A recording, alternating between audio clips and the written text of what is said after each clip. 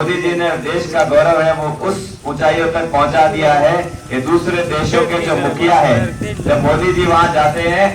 तो कहते हैं कि मोदी जी आप हमारे बॉस हो, आप हम पे आशीर्वाद रखना तो हमारे देश का भी कल्याण हो जाएगा। ऐसा हमारा भारत का गौरव बढ़ गया है।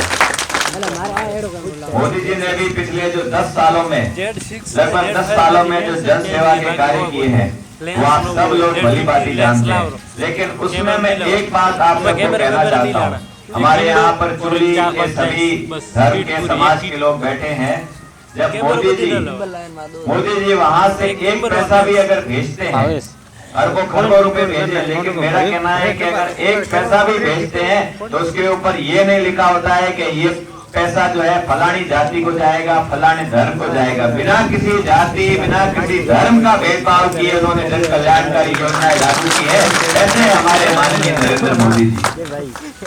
आज उन्होंने कितने जो हमारे बाड़मेर की ढाणी में बैठे हुए व्यक्ति तक की चिंता करके जो जन कल्याणकारी योजना लेके आए हैं, चाहे हर घर जल पहुंचाने की बात हो, हर घर बिजली पहुंचाने की बात हो, चिकित्सा और भी इतनी सारी रोजगार की बात हो, हर तरह के जो कार्य किए, किसानों के सम्मान की बात हो, महिलाओं के सम्मान की बात हो, तो मोदी जी ने कहा मेरे लिए भारत का जो हर एक भारतवासी है वो मेरे लिए समान है, और जब तक कि उस व्यक्ति की मैं सारी मूलभूत सुविधाओं को दूर नहीं कर दूंगा तब तक ये जो आपका भारत माँ का बेटा है वो लगा रहेगा, निरंतर लगा रहेगा।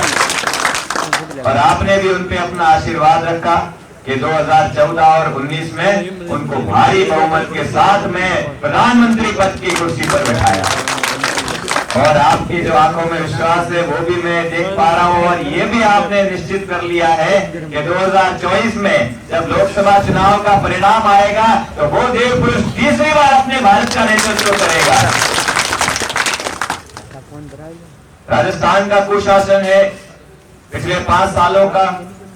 अपने को धोखे में रख के ये जो सरकार है ये गिरते पड़ते सत्ता में आई। आपको मालूम है सिर्फ आधे % का फर्क था। राजस्थान की जनता सिर्फ आधे % से बीजेपी की सरकार बनाने से चूक गई। ऐसा नहीं है कि पूरे भारी बहुमत से आई थी, वो जो आधा % है वो धोखे का % था, झूठे झूठे वादे करके आए, और उसके बाद में इन्होंने 5 साल जो है इस राजस्थान का बेड़ा गर्क कर दिया। आप सबका जो भाग्य है, आपके भाग्य को जो अच्छा हो सकता था उसको, जो लाल डायरी है ना,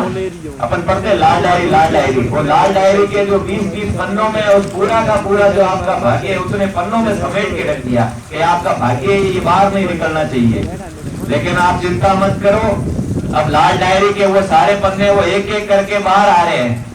आपने देखा होगा राजेंद्र जी गुड़ा है, वो कह रहे हैं कि मेरे को बहुत परेशान किया तुमने, अब मेरी बारी है। तो वो एक एक करके पिक्चर कैसे आती है, पहले ट्रेलर आता है, फिर शुरुआत होती है, फिर हीरो की एंट्री होती है, और एक एक करके वो लाल डायरी के पन्ने बाहर आ रहे हैं और हमारी जनता का भाग्य उदय हो रहा है। और 2023 में जब 3 दिसंबर को जब ईवीएम मशीनें खुलेगी तो आप निश्चित रूप से देखना कि 150 सीटों के साथ